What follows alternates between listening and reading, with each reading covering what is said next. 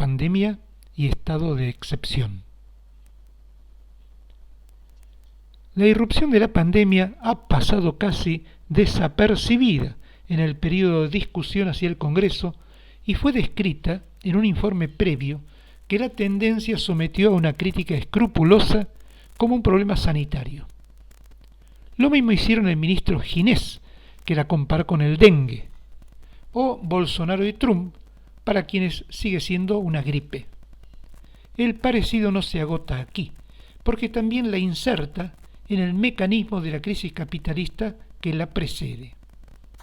Cuando en marzo pasado el gobierno decretó el aislamiento obligatorio, decidió que en Argentina se había establecido un estado de excepción, un cuasi estado de sitio, y advirtió sobre la inminencia de una militarización.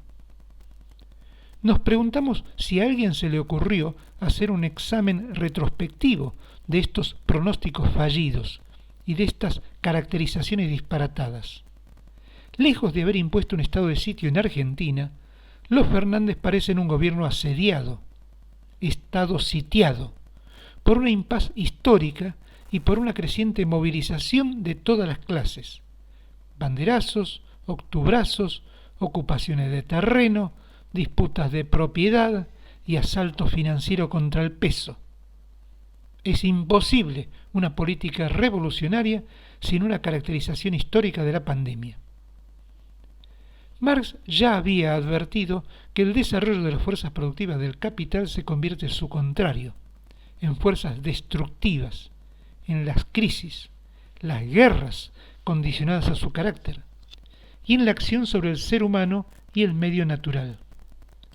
Con independencia de su acción desestabilizadora en la acumulación capitalista, la pandemia es una expresión de esa fuerza destructiva y el resultado del desarrollo mismo del capital.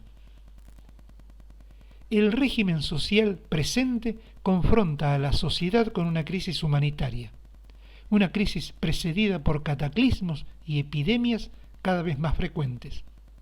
Como ha ocurrido con las guerras imperialistas a escala mundial, plantea la alternativa de socialismo o barbarie. Rebajar la condición histórica de esta crisis deja ver un economicismo grosero que reduciría la crisis del capital a un parate en el ciclo de acumulación y no a un modo de producción innatamente destructivo. Esta crisis plantea en forma directa la cuestión del socialismo. Esto es lo que evade la caracterización que el aparato hizo votar al Congreso. Siempre en todos los puntos e incisos por unanimidad. Si hubo una disidencia, no se dio a conocer.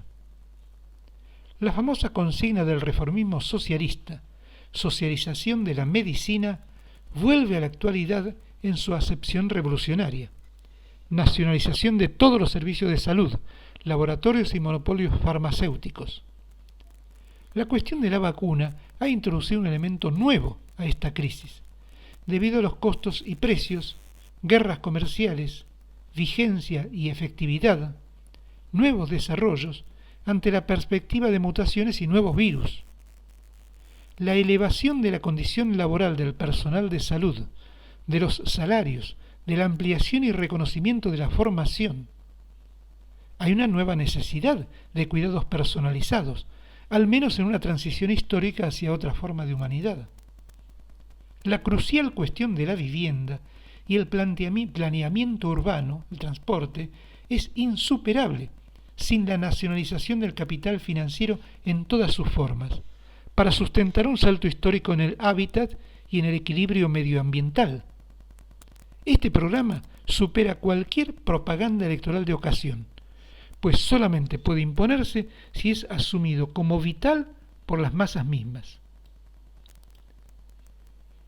El Congreso de aparato ha remendado la advertencia de un inminente estado de excepción con caracterizaciones bizarras, como la presencia de un gobierno bicéfalo y hasta tricéfalo, y otras especies animales que acosan en una pandemia. La pandemia ha desarrollado una tendencia pequeño-burguesa, fascistizante en nombre de la libertad de circulación, que hace eco a la apertura que reclama el capital financiero y que anida planteos y acciones de guerra civil. Esta tendencia ha sido holgadamente superada por las rebeliones populares, que expresan las necesidades humanitarias de los pueblos. Los gobiernos y corrientes fascistoides han retrocedido electoralmente en Europa, o caen en los sondeos o se dividen. Es lo que ocurrirá a Trump. No asistimos a la revitalización de la democracia, sino al lastre que echan los demócratas en su afán de contener las rebeliones populares. El mundo se encuentra en la segunda fase de una etapa abierta por las revoluciones árabes de 2011 y antes por las que atravesaron Argentina, Grecia, Bolivia, Perú, Venezuela, alrededor del comienzo de siglo. Todo este señalamiento del Partido Obrero en los últimos 20 años, el Congreso del Aparato lo tiró por la rejilla sin mayores consideraciones previas. La vida es una grieta absurda. Solamente como un pretexto para justificar su propia impotencia se puede entender otro capricho de este Congreso, que caracteriza una polarización permanente. Este planteo deja a la izquierda fuera de los octavos de final. River Boca, Barça Real, Fla Flu, Nacional Peñarol. Incluso esta imitación futbolera es esencialmente inadecuada porque no tiene en cuenta la evolución del juego en cada uno de los mencionados. El aparato ha comprado el relato de la grieta, como si Alberto Fernández fuera Perón y Macri fuera Alvear, o los trabajadores tuvieran en los Fernández la expectativa que tenían en Perón o en Irigoyen.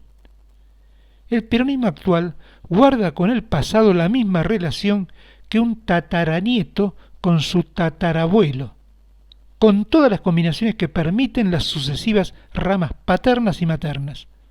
La afirmación del aparato por caso de que el PRO dejó de ser un partido de cava para ser nacional es mentira. Hasta podría perder, como ya ocurrió con la UCD, sus características porteñas. El régimen político de Argentina, en su conjunto, se encuentra en estado de disgregación. Sus miembros se han convertido en habitués de Comodoro Pi y de las páginas de tribunales. Un síntoma de esta debilidad han sido los resultados del FIT en 2013, no solamente en Mendoza y en Salta. La cúpula del aparato sigue pontificando, aún más después de este lamentable congreso, acerca de la necesidad de superar el nacionalismo burgués. Luego de difamarlo por su acuerdo con los fondos internacionales y las migas con el Fondo Monetario Internacional, da vuelta a la almohada y vuelve al nacionalismo burgués. Salvo un breve periodo de 2005 al 2015 de los Kirchner, el nacionalismo burgués dejó de estar en la agenda histórica de los trabajadores.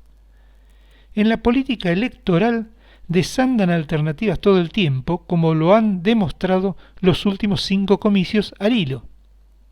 El aparato grita: abajo los gobiernos del hambre y el saqueo, y 2 párrafos después aluden a la ilusión en los saqueadores y hambreadores, y en su capacidad de contención. La crisis de dirección de la clase obrera se refiere al impasse del proletariado cuando el capital ha perdido la capacidad de contención y la clase obrera no encuentra un liderazgo político en las organizaciones con alguna posibilidad de asumirlo. La agenda actual no es la superación de un nacionalismo burgués en estado catatónico, sino el método y el programa de lucha por el poder en medio de crisis sociales y políticas a repetición. La superación del nacionalismo burgués ha sido un planteo en la época de ascenso de sus expresiones y partía de la inevitabilidad de sus límites. Usarla ahora es una deformación ideologizante y un truco electoral. Se trata de una divergencia de caracterización que el Partido Obrero antes y la tendencia ahora tiene con el resto de la izquierda y con el aparato que se ha sumado a las posiciones de ella. el Frente de Izquierda y los Trabajadores y la crisis de dirección. La crisis del Partido Obrero ha sido un golpe a la posibilidad de una evolución revolucionaria del FIT, sea en su conjunto o por medio de diferenciaciones y delimitaciones. Ahora existe como una coalición electoral eventual en retroceso. Las disputas constantes por espacios de representación, el oportunismo al palo, amenazan con su desaparición. Caracterizamos esta posibilidad, como antes ocurrió con el MAS, como un retroceso. Los aparatos de los partidos del FIT procesan la realidad política con los sondeos aplicados a la fuerza ínfima de cada uno. De nuevo, la crisis del Partido Obrero es un reflejo o expresión de una evolución hacia el oportunismo del conjunto de la izquierda y del FIT. El oportunismo, en periodos de crisis, conduce a un callejón sin salida. Nada lo advierte mejor que la disolución en la que se encuentra el nuevo partido anticapitalista de Francia, o la evolución incluso hacia la derecha militar del brasileño Partido de la Solidaridad, el PSOL. En estos términos se delimitan los campos en la izquierda en la actualidad. Desde el Partido Obrero, Tendencia, planteamos la necesidad de un congreso programático del FIT, con la participación activa, naturalmente, de todos los militantes, e incluso activistas obreros, que se sientan ganados a la perspectiva que ofrece ese congreso. Cuando el aparato propone frente único, acto público, siempre con el pretexto de la necesidad de ofrecer una alternativa, por supuesto que a la polarización permanente, es claro que está pensando en elecciones y en reservar un puesto expectable para uno o dos candidatos. Es una invitación a la ruina. Contra una división sin principios en la izquierda en general y en el FIT en particular, llamamos a organizar un congreso programático, debidamente organizado en los tiempos y en las formas.